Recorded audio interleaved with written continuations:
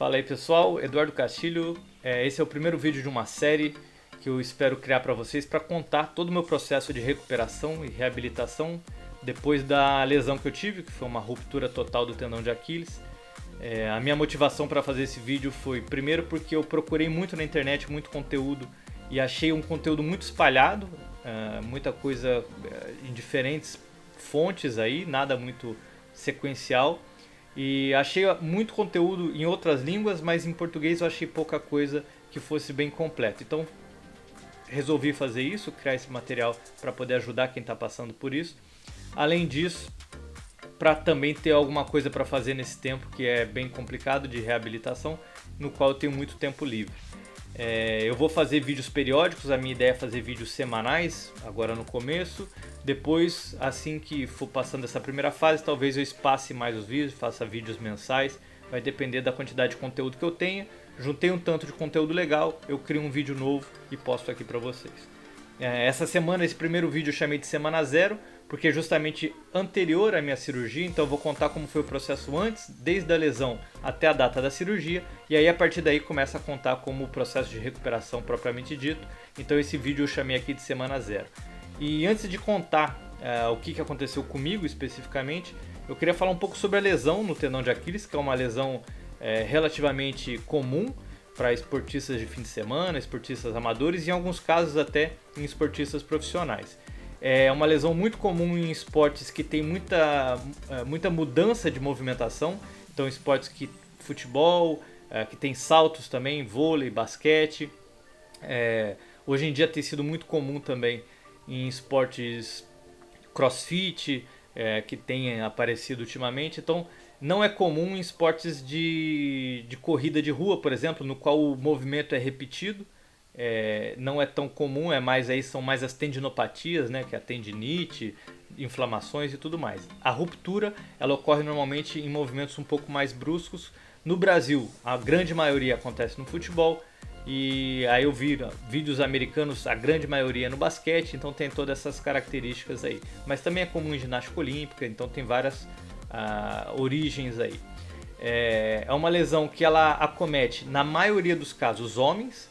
Então é muito comum, 4 a cada 5 lesões são em homens, e normalmente na quarta década de vida, que é entre 30 e 40 anos. Então foi o meu caso, eu tenho 37 anos e estou bem no público-alvo dessa lesão aí.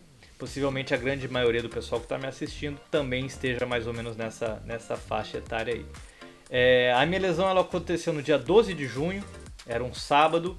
Eu faço esporte periodicamente, eu corro, eu sou corredor de rua. E eu fui fazer um jogo de futebol, era um dia de descanso. Eu estava me preparando para fazer uma meia maratona. Uma semana antes da minha meia maratona, eu fui jogar bola.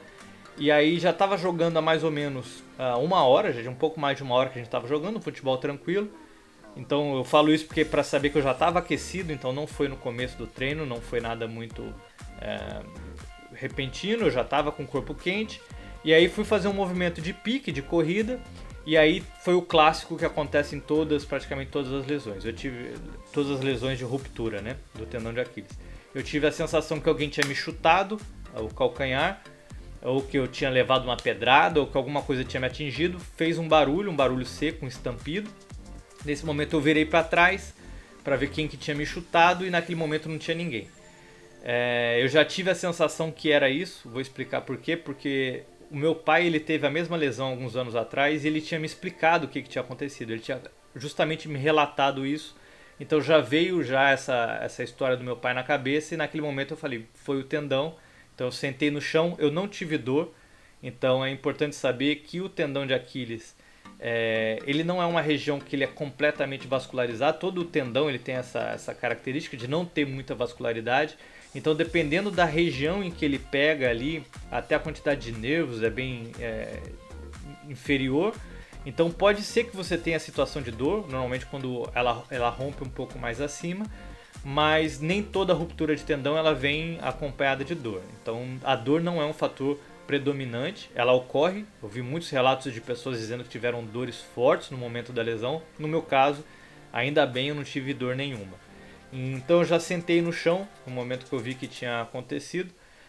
O tendão de Aquiles, ele bom, se você conhece, né, ele fica atrás da batata da perna, ele liga o músculo da batata no osso do calcanhar. O nome desse tendão no ambiente médico é tendão calcâneo, justamente porque ele liga um músculo da batata, que é o músculo gastrocnêmio, no osso calcâneo, que é o osso do calcanhar. Então, ali onde tive essa ruptura no momento, eu já vi que tinha afundado, então é um dos sinais. Eu pus a mão e vi que estava mole, no sentido de que eu segui a mão na outra perna, eu tive na perna esquerda. Quando eu pus a mão na perna direita, eu vi que o tendão estava ali mais firme, mais duro, e na perna esquerda eu senti que ele estava mais mole. Naquele momento eu já falei, olha, pessoal, não dá mais pra mim, não vou jogar mais. O pessoal veio, me ajudou a sair do campo, society, né, a gente tava jogando. E aí já liguei pra emergência. Eu moro na França, então a gente na hora chamou, a emergência veio. Expliquei, comecei a ter um pouco de dor, mas era algo bem leve. Até o paramédico que me atendeu, ele perguntou qual que é o seu nível de dor. Eu falei, tô sentindo mais ou menos 2 de 10, né? Ele perguntou de 0 a 10, eu falei 2 no máximo. Mas mesmo assim era algo bem tranquilo. Aí ele fez uma imobilização. Na hora ele já perguntou mais ou menos o que tinha acontecido, eu já expliquei. Fomos para o hospital. Cheguei lá na emergência, esse foi o primeiro dia. Na emergência eu passei por um clínico geral que veio analisar o que tinha acontecido. Ele fez algumas perguntas e ele já matou ali que era a ruptura total do tendão. Ele fez um teste, então, para você comprovar se é a ruptura ou não existe. Existem alguns exames que você pode fazer, mas existe um exame clínico, ali um teste que pode ser feito, que é chamado teste de Thompson, no qual ele me deixa de bruços, né? Você deita de bruços e aí ele aperta a batata da perna. Então, vou pôr um desenho aqui, talvez ajude a entender. Na hora que aperta a batata da perna, se o teu tendão ele tem alguma fibra ainda que está presente ou ele ainda está inteiro, o seu pé vai subir. Então você move o pé naquele momento, a hora que você aperta o músculo da batata, o gastrocnêmio. Se você está com o tendão rompido, a hora que você aperta o pé fica imóvel. E no meu caso ele já fez o teste, já estava imóvel. Se você não teve uma ruptura total, é possível que você mexa. E aí para você saber qual que é o grau dessa lesão, só com imagens aí, com exames de imagem. Nesse caso, o mais comum é o exame de ecografia. No meu caso, eu não precisei nem fazer, estava bem claro que tinha sido a ruptura total. Eu fiz só um raio-x para ver que não tinha nenhuma outra lesão óssea, então não tinha nada de osso. Era só justamente a lesão no tendão. Dali ele já me imobilizou, ele perguntou para mim, no caso, o que eu fazia da vida. Eu expliquei, ele perguntou, você gosta de fazer esporte? Você quer voltar a fazer esporte? Eu falei, quero, eu gosto muito. Para explicar, eu era sedentário há um ano atrás, fiquei um ano correndo, que eu comecei a correr, eu consegui perder 40 quilos com a corrida, eu falei, não quero voltar ao sedentarismo. No momento eu não tinha entendido muito bem por que ele fez essa pergunta, mas depois eu acho que ficou mais claro. Já vou explicar para vocês. Ele falou, então eu vou anotar para vocês, a gente vai fazer a cirurgia daqui a 5 dias. Então ele já agendou no hospital a cirurgia na quinta-feira posterior e me imobilizou. Então foi feita uma imobilização com o pé em posição equina, que eles falam, né, que é o pé esticado ao máximo que puder, não é o pé a 90 graus, né, a posição normal de pé, é o pé esticado. Então ele já me imobilizou, já deixou naquela posição ali. E a partir dali eu vi que ia ser aquilo e ia ter que passar pelo menos 5 dias imobilizado. Aí eu fui para casa e comecei a estudar o que ia ser feito, e aí eu vi que existe uma grande discussão a respeito dessa lesão, que é qual que é o melhor método para recuperação. Porque existe um método que é chamado método conservador, no qual não tem cirurgia, e o método cirúrgico. Então você pode fazer um método que é só imobilização e depois fisioterapia, ou o método cirúrgico, que aí tem toda a questão da cirurgia.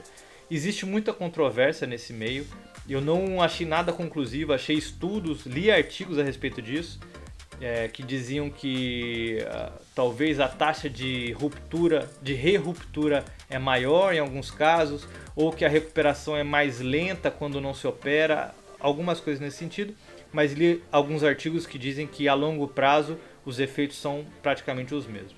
Então existe controvérsia a respeito disso. Essa cirurgia ela não é indicada se você já é de mais idade, se pode ter alguma complicação e se você não quer mais fazer nenhum tipo de atividade. Então você altamente recomenda um método conservador, justamente por evitar uma cirurgia e uma inflamação e tudo mais. Se não, recomenda-se a cirurgia, mas vai depender muito do seu médico. Nesse momento eu recomendo que você pense a respeito de tudo que implica isso, se você vai ter que pagar essa cirurgia, se você vai precisar voltar a fazer exercício e tudo mais. E também que você confie no diagnóstico do seu médico. É complicado porque cada médico tem uma cabeça e aí você tem que meio que acreditar e confiar que o cara está sabendo o que está fazendo. Eu decidi por fazer a cirurgia. Na volta desse dia aí da lesão, eu passei já na farmácia, já peguei minhas muletas. Aqui na França eles já fazem aqui ó, estão as muletas aqui. Então já faz uma ordem ali de serviço ali. Eu passei na farmácia, pego a muleta, que a gente não precisa pagar por nada disso, nem medicamento e tudo mais. Ainda vou fazer um vídeo contando sobre as questões do sistema de saúde. Voltei para casa, repouso, não tive dor, dormi bem. E aí foram passando esses dias, os 5 primeiros dias aí até o dia da cirurgia. No dia da cirurgia eu achei engraçado, um dia antes me ligaram do hospital, falaram, amanhã você precisa vir em jejum.